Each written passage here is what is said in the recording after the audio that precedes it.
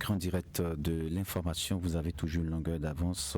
C'est l'heure du mini-débat. Je suis avec Jacques Débé. Bonjour. Bonjour, Raoul Steve.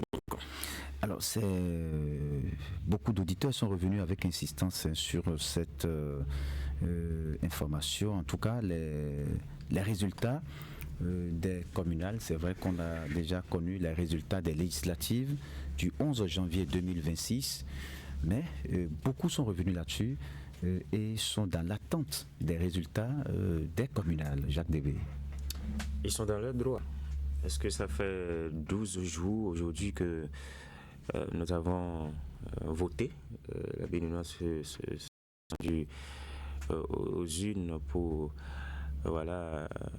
exercer ce droit civique-là. Donc c'est tout à fait normal que 12 jours après, on puisse commencer par insister pour avoir les résultats. Vous savez, dans d'autres pays, c'est le même jour qu'on a les résultats des élections ou le lendemain tout au plus.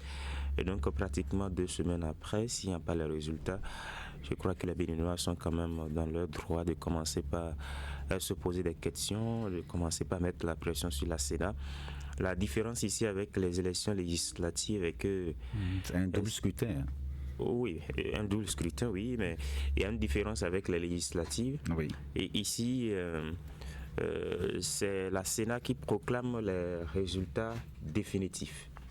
Vous savez, avec les législatives, la Sénat proclame les résultats provisoires et la Cour constitutionnelle proclame les résultats définitifs. Oui.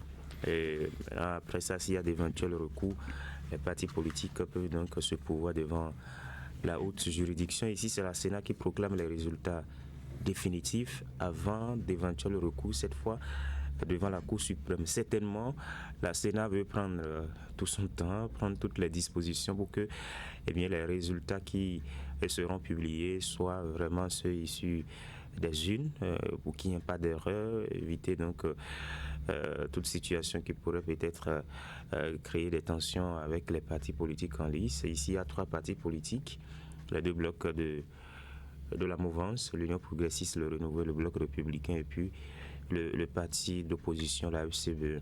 Voilà un peu. Mais je trouve que ça commence un peu par prendre du temps. Il faut qu'au niveau de l'équipe, on puisse délivrer le peuple en ce qui concerne ces résultats-là, parce que les élus communaux, les élus municipaux sont très importants pour la suite du processus. Ils seront installés tout comme les députés en février prochain. Donc on ne tardons pas. Le mal ici est que le code électoral n'a pas fixé un délai pour annoncer les résultats. Oui. Il n'y a pas un article qui dit c'est 2-3 jours après qu'il faut annoncer les résultats. Je crois que ça fait quand même partie des couacs au niveau de notre loi électorale qu'il faut corriger avec le temps. Alors, Epiphane Chabi, les auditeurs ce matin sont largement revenus sur les résultats. On sent que les citoyens sont dans l'attente de ces résultats qui, à leurs yeux, commencent par prendre du temps. Ah oui, au-delà des citoyens, je crois que tout le Bénin, ou même pourquoi pas l'Afrique et tous ceux qui ont suivi avec nous ces élections-là attendent impatiemment que les résultats tombent. Vous avez vu le temps qu'on a mis également pour les législatives, où on a longtemps reporté donc l'annonce des résultats provisoires avant que la Cour ne vienne donc entériner ces résultats. Je crois qu'en ce qui concerne les élections communales et municipales, Jacques l'a déjà dit, c'est également des élus très importants pour le bon fonctionnement de l'administration territoriale. Donc je crois que la Sénat visiblement joue quelque peu avec la patience des citoyens béninois. On annonce que les résultats avaient commencé par être véritablement traités depuis le lundi dernier. Je crois lundi, nous sommes aujourd'hui vendredi, pratiquement 2 semaines que ces élections-là ont lieu dans notre pays. Le dimanche prochain, ça fera 2 semaines qu'on est allé aux urnes et que les résultats ne soient pas encore disponibles. Je crois que il y a matière donc à appeler la Sénat à aller vite, à donc faire preuve de célérité dans le traitement donc de ces résultats. C'est vrai qu'à écouter le professeur François Abiola, qui est membre du conseil électoral, il disait qu'il serait mieux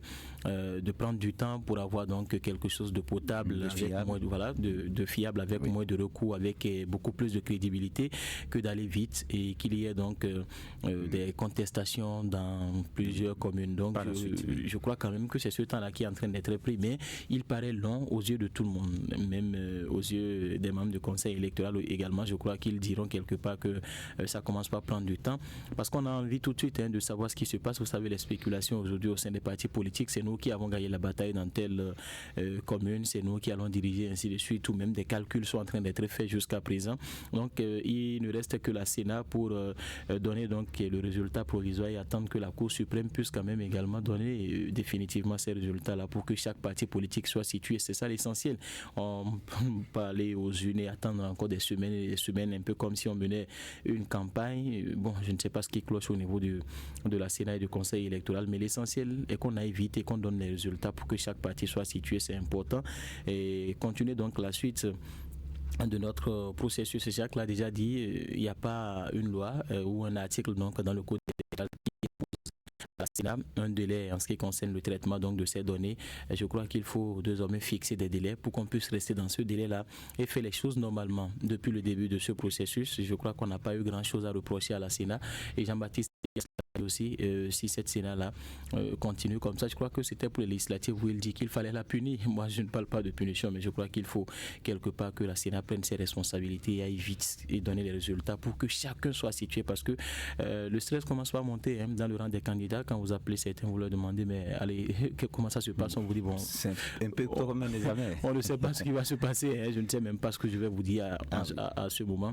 Donc, je crois qu'il faut déstresser tout le monde, il faut sortir tout le monde donc de cette torpeur là qui est le plus rapidement possible. Voilà, le plus rapidement possible. Pourquoi pas d'ici demain, après-demain, pourquoi pas au plus grand temps lundi prochain. D'accord. Alors Jacques Debré, vous l'avez dit, quand on voit ce qui se passe dans certains pays, on peut être quand même ambitieux et se dire qu'il est possible aussi que nous travaillions de sorte à faire en sorte que après une consultation, déjà les heures à suivre, qu'on ait les résultats.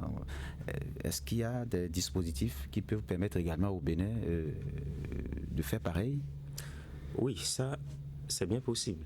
Ça se passe dans les grandes démocraties où le soir même du scrutin, vous avez déjà les résultats en boucle à la télé, dans les chaînes de radio et autres, dans les journaux. Tout le monde est situé. Et en Afrique également, même si ce n'est pas le même jour, je vous donne un exemple. L'Ouganda a organisé des élections couplées, juste après nous. Et les résultats sont déjà disponibles.